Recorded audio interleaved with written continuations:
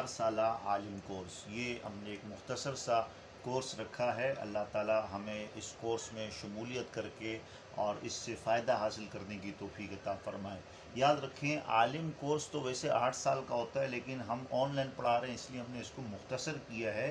ہم کچھ جو علوم ہے اور کتابیں ہیں جو زوائد میں آتے ہیں، ہم ان کو یہاں سے کم کریں گے، تو اس لیے ہمارا کورس ذرا مختصر سا ہو جائے گا۔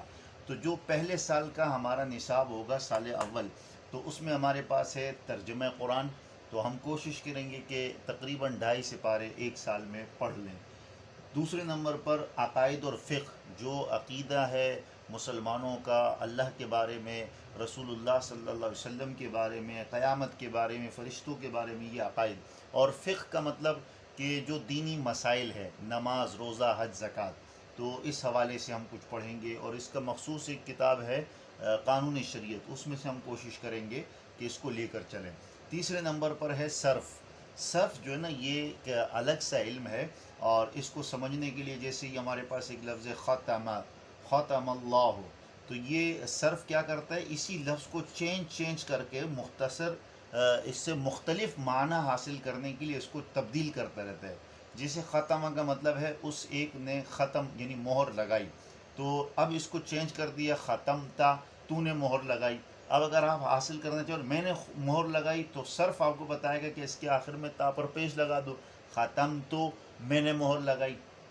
تو یہ صرف کا کام ہے، ایک لفظ کو، صرف کا ویسے لفظی معنی ہے پھیرنا، تو اس پر انشاءاللہ ہم تفصیلی کلام کریں گے۔ لیکن آج ہم آتے ہیں نحو کی طرف، کیونکہ ترجمہ قرآن جو ہم سمجھیں گے، جیسے ختم اللہ، اللہ نے مہر لگائی، بسم اللہ، اللہ کے نام سے، تو اس میں چونکہ ہمیں ترتیب، اور جو ترتیب ہے، جو الفاظ میں زبر زیر، جیسے اللہ ہی زیر آ گیا ہے، یہاں پر ختم اللہ یہاں پیش آ گیا ہے، یخادعون اللہ یہاں زبر آ گیا ہے، تو زبر زیر، اور پھر اس کے جو معنی جس طرح ہمیں پتہ چلے گا کہ بھئی پہلے آپ نے اس کا معنی کرنا ہے، یہ اس کا، تو چونکہ معنی کا حصول اور الفاظ کے آخر میں جو اعراب ہے، زبر زیر پیش، یہ جو تبدیلی ہے، یہ کب، کہاں، کیسے آتی ہے، یہ معلوم ہوتا ہے نحو کے ذریعے۔ تو نحو میں ایک چیز جو ہے نا، وہ صرف کی بھی چند چیزیں اس میں آ جاتی ہے، اس لیے ہم آج صرف نحو کو تھوڑا سا پڑھیں گے، کیونکہ آج ہمارا سیٹ اپ ذرا مکمل ترتیب ہم نے اس میں کوشش کی، لیکن کافی کوتاہیاں رہ گئی۔ انشاءاللہ ہم آئندہ جیسے جیسے آگے بڑھتے جائیں گے، تو جو کمیاں کوتاہی ہیں ان کو انشاءاللہ ہم دور کرتے رہیں گے۔ تو اس لیے آج مختصر سے یہ کلاس، مختصر سی کلاس ہے، آپ اس کو اٹینڈ کریں اور مکمل اس کو سنیں۔ اچھا، یہ ویڈیو آپ نے، جو بھی میں ویڈیو بناؤں گا اور وہ گروپ میں سینڈ کروں گا، تو پھر آپ نے اس کو بارہا 2-3 مرتبہ اس کو دیکھیں گے، تو انشاءاللہ آپ کو سبق یاد ہو جائے گا۔ جیسے آج ہمارا سبق ہے نحو کے بارے میں، تو ہم نحو کا تعارف پڑھ لیں کہ یہ نحو جو علم ہے یہ ہے کیا۔ تو یاد رکھیں، نحو یہ ایک ایسا علم ہے جو ہمیں بتاتا ہے، نمبر 1، کہ جو لفظ ہیں عربی کے الفاظ، ان کے آخر میں کہاں پر یہ زبر زیر پیش، زبر زیر پیش کو آپ حرکات کہتے ہیں، لیکن اس کی اصطلاح میں یعنی یہاں جب آئیں گے تو پھر اس کو بولتے ہیں اعراب۔ تو یہ علم نحو ہمیں بتاتا ہے کہ بھئی اعراب، یہ زبر زیر پیش کب، کہاں، کیسے آئیں گے، یعنی کب آئے گا زیر، کب آئے گا زبر، کب آئے گا پیش، تو یہ کون سا علم ہمیں بتائے گا؟ علم نحو۔ تو ایک اس کا کام ہے ہمیں اعراب بتانا کہ زبر زیر پیش کہاں آئے گا، اور دوسرا اس میں کچھ الفاظ ایسے ہوتے ہیں کہ وہ وہاں پر زبر زیر پیش کبھی چینج ہی نہیں ہوتے، جیسے ہا اولائی، تو آپ ہر جگہ دیکھیں گے تو ہا اولائی، ہا اولائی، ہا اولائی، زیر زیر زیر، تو یہ جو لفظ چینج نہیں ہوتا۔ تو یہ بھی ہمیں عربی کے اندر یہ جو نحو کا علم ہے نا، یہ بتائے گا کہ بھائی یہ مخصوص الفاظ ہیں، وہ آگے ہم جا کے انشاءاللہ ہم پڑھیں گے۔ تو یہ علم نحو ہمیں بتائے گا کہ یہ مخصوص قسم کے الفاظ ہیں جن میں چینجنگ نہیں ہوتی، اس میں اعراب، یہ جو آخری حرکات ہے، یہ تبدیل نہیں ہوتے۔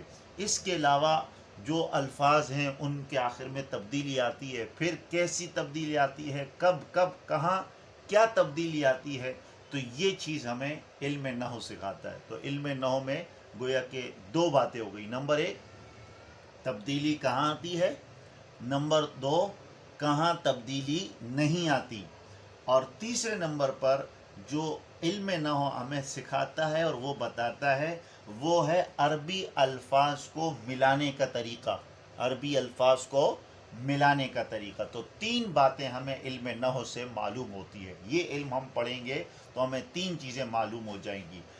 جیسے دیکھیں آپ کے پاس اردو کا جملہ ہے، زید نے خالد کو سبق پڑھایا، زید نے خالد کو سبق پڑھایا۔ اب یہ ہمارا اردو کے الفاظ ہیں۔ اب اگر ہم نے یہ والا علم نہیں پڑھا نا اور ہم چاہیں کہ اس کی عربی بنائیں تو چلو ہم زید کے لیے عربی میں زید ہی آئے گا، نے کے لیے ہم عربی کی ڈکشنری اٹھا کے دیکھیں گے تو نے کے لیے کوئی لفظ نہیں ہے۔ اس کے بعد دوسرے نمبر پر خالد، اردو عربی سب جگہ استعمال ہوتا ہے تو خالد کے لیے بھی خالد آ گیا، لیکن عربی میں کو کے لیے بھی کوئی لفظ استعمال نہیں ہوتا۔ تو لہٰذا یہ 2 چونکہ ہم نے علم نحو پڑھی تو لہٰذا ہم یہ تلاش کرتے کرتے تھک جائیں گے لیکن ہمیں نہیں ملے گا۔ اس کے بعد ہے سبق، سبق کے لیے آتا ہے درس، الدرس، صحیح نا، اور پھر پڑھایا، پڑھایا کے لیے جو درس کا لفظ ہے اس کو تشدید لگا دیں گے، درسا، تو یہ ہو جائے گا پڑھایا۔ تو اب ہمارے پاس آ گیا زید خالد، چونکہ نے اور کو کا تو کوئی لفظ نہیں ہے عربی میں، تو وہ ہو جائے گا زید خالد درس درسا۔ ہم تو اس طرح بنائیں گے نا، تو یہ ہے ہم نے یہ عربی بنا دی، کیا، زید خالد درس درسا۔ تو یاد رکھیں یہ غلط ہے، کیوں؟ کیونکہ ہم نے اس جملے کو، اس کے اندر جو الفاظ استعمال ہوئے اس کو عربی کے طریقہ کار کے مطابق ہم نہیں لائے، ہم نے اس کو وہ ترتیب نہیں دی جو ترتیب عربی والی ہے۔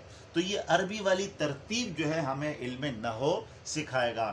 یہ علم نحو ہمیں بتاتا ہے کہ بھئی آپ سب سے پہلے یا تو یہ فعل لے کر آؤ، فعل معنی کام، یا تو آپ چاہو تو فاعل جو زید ہے اس کو شروع میں لے آؤ، دونوں کام کر سکتے ہیں۔ تو عربی ہمیں بتاتی ہے کہ بھئی فعل پہلے آتا ہے، اس کے بعد فاعل آتا ہے، پھر مفعول آتا ہے۔ اچھا، فعل کام کو کہتے ہیں، فاعل کام کرنے والے کو، اور مفعول جس پر کام ہو رہا ہوتا ہو، ٹھیک نا۔ تو یہ عربی کے یہ جو علم نحو یہ ہمیں بتاتے ہیں کہ بھئی فعل پہلے لے کے آنا ہے۔ اگر آپ زیادہ سے زیادہ کچھ کر سکتے ہو تو چلو اس کو فاعل کو پہلے لے آؤ، جیسے میں لے کر آیا ہوں، تو میں نے عربی کیا بنائی، زید درس خالدا الدرس، یہ بن گئی عربی۔ تو دیکھو آپ اگر یہ جیسے آپ میں سے اگر کسی نے علم نحو کو نہیں پڑھا اور اس کو علم نحو کے بارے نہیں پتا تو وہ یہی اٹکل پچو اپنی طرف سے عربی یہی بنائے گا، زید خالد درس درس، لیکن یہ غلط ہے۔ اصل میں عربی کیا آئے گی، یا تو آئے گی زید درس خالدا الدرس، اور یا اس کو درس کو شروع میں لے آئے، درس زید خالدا الدرس۔ یہ ہے علم نحو کا کمال۔ تو آج کے سبق کی جو اہم ترین بات ہے وہ ہے علم نحو کے بارے میں یاد رکھنا کہ علم نحو ہمیں کیا سکھاتا ہے، علم نحو میں ہمیں کیا معلوم ہوگا۔ تو نمبر 1، عربی الفاظ میں کہاں کہاں تبدیلی آتی ہے، کون سے الفاظ میں تبدیلی آتی ہے، آخر میں اعراب آتے ہیں، اور کون سے، نمبر 2، وہ کون سے الفاظ ہیں جن کے آخر میں تبدیلی نہیں آتی، اور تیسرے نمبر پر کہ جب تبدیلی آتی ہے تو وہ کیا تبدیلی آتی ہے، یعنی کہاں زبر آئے گا، کہاں زیر آئے گی، کہاں پیش آئے گی۔ تو یہ اس کے بارے میں ہمیں علم نحو بتاتے ہیں، 2 باتیں۔ اور تیسرے نمبر پر الفاظ کو، عربی جو کلمات ہوتے ہیں، الفاظ ہوتے ہیں، ان کو ملانے کا طریقہ۔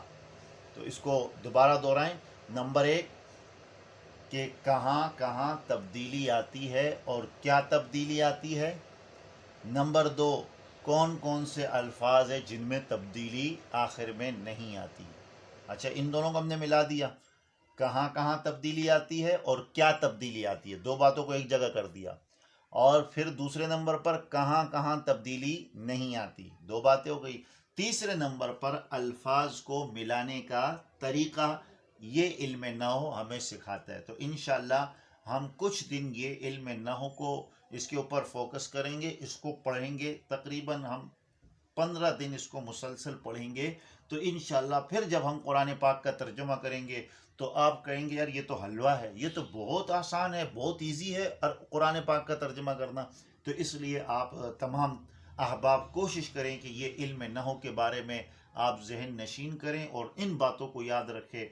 ये जो 3 चीज़ें मैंने बताई ये इसकी तारीफ़ है, ये इसका तारुफ है, सही ना। तो इन बातों को आप जहन नशीन करें। हमारे यहाँ लाइट चली गई, अल्लाह ताला आसानियाँ पैदा फरमा। इंशाअल्लाह कल से मज़ीद इस पर थोड़ा टाइम ज़्यादा कर देंगे।